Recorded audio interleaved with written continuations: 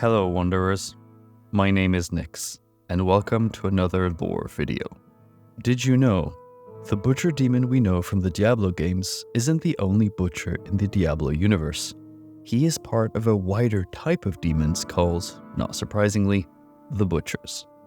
Originating from the depths of the burning hells, these demons are as horrifying as they are unique. Conceived through the merging and stitching of different demon components, their existence is a morbid amalgamation of dark magic and demonic strength. This fusion forms a grotesque appearance, an unsettling sight even among the many horrors of the underworld. Their creation imbues them with an inherent understanding of life and death, seeing every entity, living or not, as potential components to be consumed and used. Throughout their existence, the Butcher demons have served many masters. Initially under the command of Diablo, the prime evil, the Dark Exile led to their dispersal, binding them to the servitude of lesser evils. Notably, they served under Duriel, adding plates of scorching iron onto their flesh, a distinct symbol of their allegiance. Their nature, inherently violent and unbearably bloodthirsty, paints a gruesome picture. Their drives are simple yet quite horrifying: to tear, dismember, and consume in an ever-repeating cycle of violence and destruction.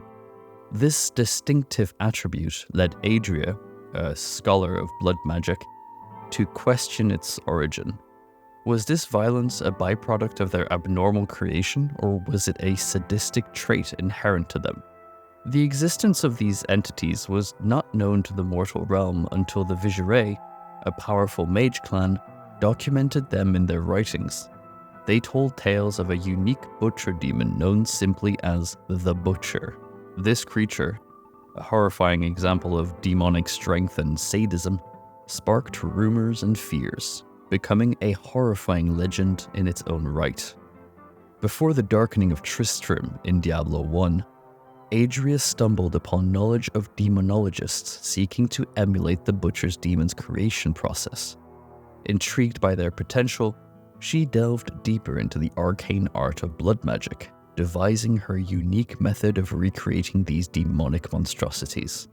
The Butcher of Tristram was not a solitary creature.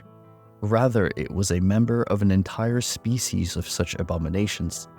As the Viserai mages had penned, the Butcher demons were not just constructed from different parts of demons for sadistic pleasure. This assembly endowed them with the combined power of the individual demons that made up their form. This amalgamation makes these Butcher demons not only incredibly formidable, but also distressingly bloodthirsty. The disturbing urge to tear, dismember, and consume is a constant in their existence. The Butcher demons were more horrifying and powerful than any could have anticipated. So now that we've established that there are many Butcher demons in the Diablo universe, let's talk about the most infamous one, the Butcher of Tristram. Similarly to his kin, the Butcher was not born, but crafted from the mutilated parts of various demons. Under the command of Inarius, the Maiden of Anguish, the Butcher made his abode deep within the chilling catacombs of Tristram's cathedral. This unhallowed sanctuary served as his grim playground where he fed his insatiable thirst for fresh meat and terror. His savage acts were not just for his own satisfaction, but served a purpose in a broader, more sinister plan. A dreadful event fed power to Diablo himself, a ruse orchestrated by Archbishop Lazarus, King Leoric's confidant, but more truly, a servant to the vile demon Mephisto. The townfolk were deceived into believing that their task was to rescue King Leoric's kidnapped son, Albrecht, from the depth of the cathedral. In a dreadful twist of fate, the townsfolk were unaware that Lazarus himself had abducted the child to provide a vessel for Diablo, the Lord of Terror. Led into the depths of the cathedral, the hapless militia were ambushed by swarms of nefarious imps. The Butcher then descended upon the townsfolk, his axe-like cleaver painting the walls red with the blood of the innocent. This horrifying carnage was more than just a show of power and bloodlust. It was instrumental in bolstering Diablo's strength and enabling the Lord of Terror to summon an even greater demonic horde to plague Tristram. A few villagers escaped the cathedral's halls with their lives, albeit horribly scarred, both physically and psychologically. The wounds were so horrendous that they bred disease, forcing the town's healer to take drastic measures, often resulting in the loss of limbs. The cathedral soon became a death trap for fortune-seeking adventurers drawn by tales of the cathedral's buried riches. In the writings of Abd al-Hazir, he writes about his adventure under the cathedral with his group. Brave but ill-prepared, they ventured into the butcher's lair. The horrors that they encountered, from the relentless imps to the appearance of the butcher himself, left all but Abd al-Hazir dead. He managed to escape, his arm gravely maimed by the butcher, and he was forced to abandon his companions. The severity of his injuries compelled the healer to amputate his arm, a grim reminder of the terrifying encounter.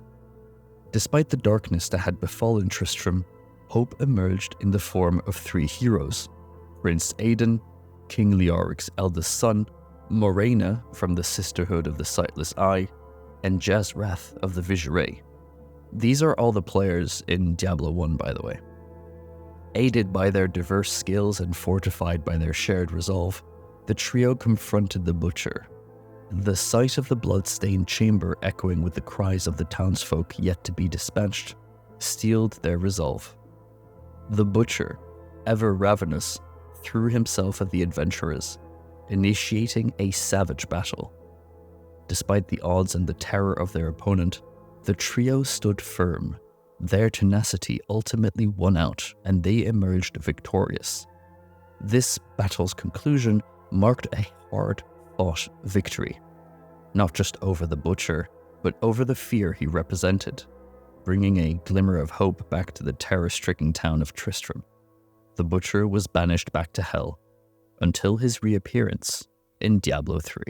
Our story continues about 30 years later, in the ancient catacombs beneath Leoric's manor, the Halls of Agony. A terrifying figure from Tristram's past resurfaced, the Butcher of Tristram. This ghastly demon, akin to the one vanquished decades ago, was not under its own command, but manipulated by the insidious cult of Belial, the Coven. Belial, the infamous Lord of Lies, commanded a new reign of terror via this revived butcher.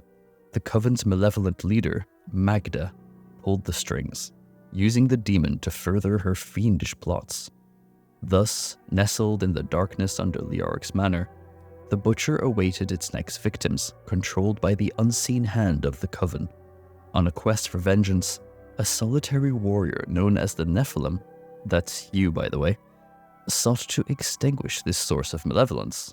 Their pursuit was driven by two pivotal events: the horrific torture and murder of the wise Deckard Cain, and the abduction of a mysterious stranger who, unbeknownst to them, was the mortal form of Tyrael, the Archangel. The trail of their quest led them straight to Magda, and in a twisted turn of events, she unleashed the Butcher upon them. The Butcher, under the command of the Coven, sought to eradicate the Nephilim. Its ferocity and raw power were formidable, but the Nephilim was not to be underestimated. After an intense combat, the Butcher met its fate at the hands of the Nephilim. The demon's second reign of terror in Tristram was brought to a climactic end. The Butcher was once again banished to hell, until the events of Diablo 4. During the events of Diablo 4, players may stumble upon an unexpected and bone-chilling adversary, the Butcher. Appearing randomly within the darkness of dungeons and cellars, the Butcher introduces an element of suspense, as the player never knows when he will appear. In Diablo 4, the Butcher's distinct nature has been retained, encapsulating his powerful and brutal essence. He is still the demonic figure we know, epitomizing raw strength and relentless pursuit, notorious for his insatiable craving for fresh meat. Confronting and defeating this foe is no easy feat. He's a tough bastard. However, the risk carries a tantalizing reward.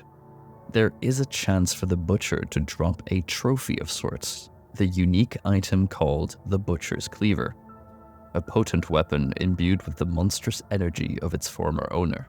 As the dust settles and the Butcher's terrifying form is quelled once more, I was left with a burning question. Is this the same Butcher that has haunted the hallowed halls of Tristram and the halls of agony in the past?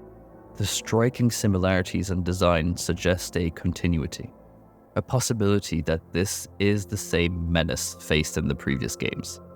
But I'm still uncertain. It's a question left unanswered, a mystery that persists and lingers for now.